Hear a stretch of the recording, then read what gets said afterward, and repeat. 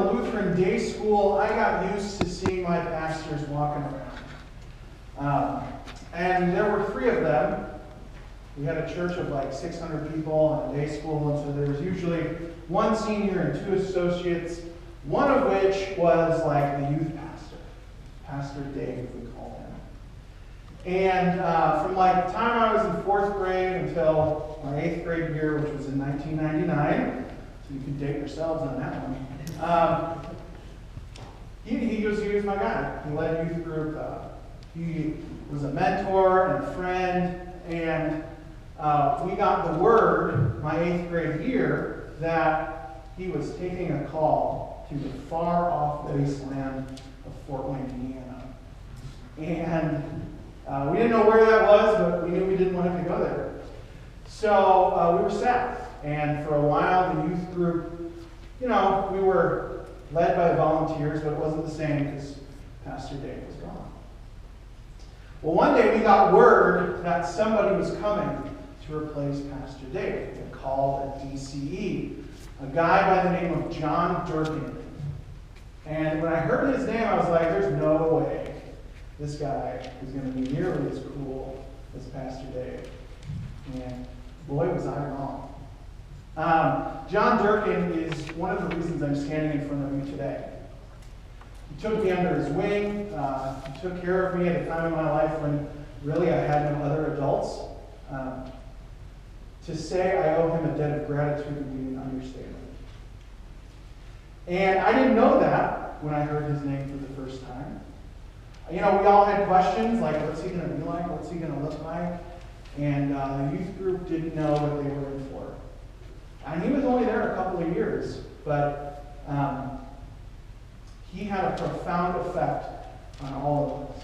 And sometimes, like when we meet people, we don't really get to know them right away, right? You can sort of make guesses, you can make assumptions. I'm sure you had some feelings of trepidation when you heard you're getting somebody from the Senate to be your pastor. You don't really know. And 8 months in, do you really know me? Do I really know you? And I think in some senses I do. But there's always more room to grow because it's in relationships with people that we find out who they are and what they're like, and so on and so forth. But we don't always have the luxury of getting to know people. And our Old Testament lesson and our epistle lesson this morning are trying to teach us something about someone else that we should know. Today is Palm Sunday, right? It is the day when Christ rides into Jerusalem on a donkey. Now, this was prophesied. You've heard it in the Old Testament. Zechariah is a priest who's kind of working around the same time as Haggai. They're both kind of prophesying the same things. So if you read Zechariah, read it with Haggai, the things might make a little more sense. Maybe not, but that's my urging to you. They're all kind of working toward the same thing, and that is the reestablishing of the temple in Jerusalem. Israel had been in exile, they're coming back, they're trying to rebuild it, and so Zechariah and Haggai are trying to give the people hope in the midst of this rebuilding process.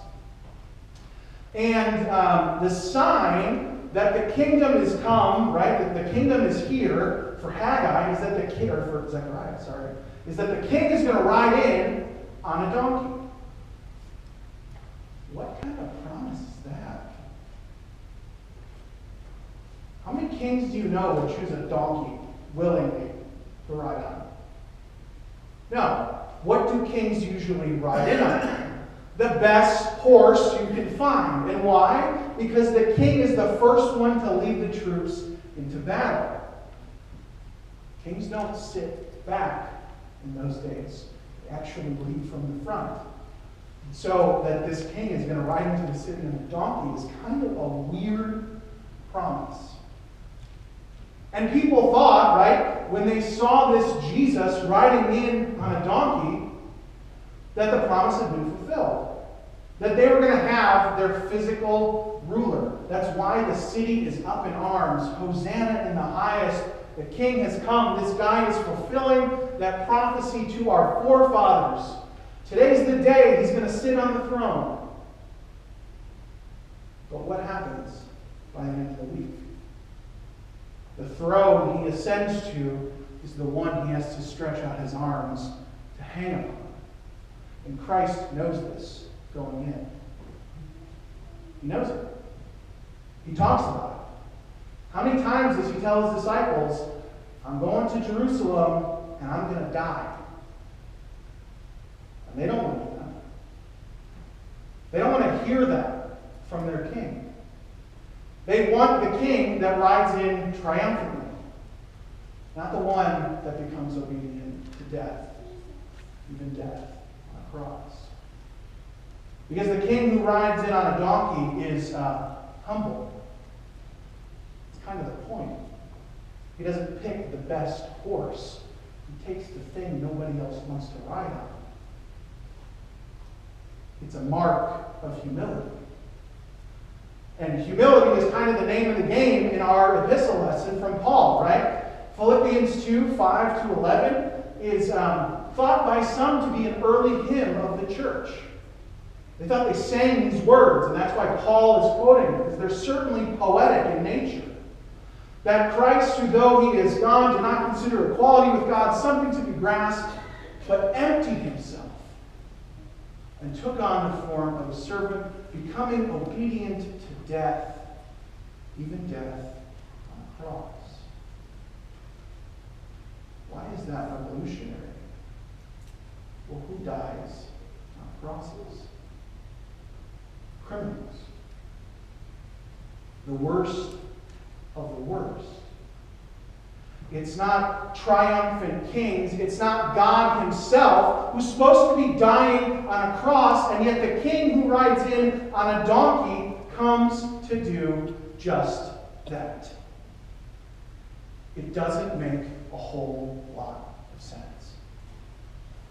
It's not the way we would want it. We're expecting a different king. We want to see a different king. We want a king that's going to make life easier, that's going to wipe away every tear. We want a king that's going to come in and fix every situation. But that's not the king who comes today. The king who comes today comes to die.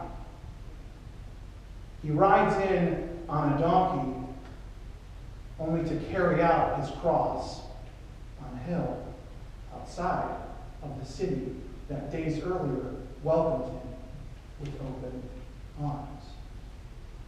And he knows it. And he does it anyway. Because the king who comes not for himself. He comes for you. And he doesn't just come on a donkey back then in Jerusalem. He actually comes to you today. Again, he came to you in the waters of your baptism. He comes to you today at this altar in the very bread and wine, which is his body and blood. He comes for you to deliver to you the very thing he wins Friday and next Sunday, right? What we are celebrating for the next 8 days. It's Easter lasts 8 days. Believe it or not. We've got this gift as a church that we are celebrating this week, today on Palm Sunday, Maundy, Thursday, Good Friday, and eventually next Sunday, Easter, right? We have this story that isn't about the king, it's about us. But the only reason it can be about us is because the king came down. He rides in on a donkey, a humble king, in order to empty himself on a cross for you and for me, that he might die and rise again, so that eventually the king that we want is actually what we get. Because when Christ returns, every tear will be wiped away. Everything will be made right. Humanity and the earth itself will be restored on account of what this king does. It may not feel like it today. It may not feel like it tomorrow, or the next day, or the day after that. But that is what this coming week is about. It's about this king. This king who came This King who continues to come, this King who will come again. Christ himself, who comes not for his own gain, but for yours.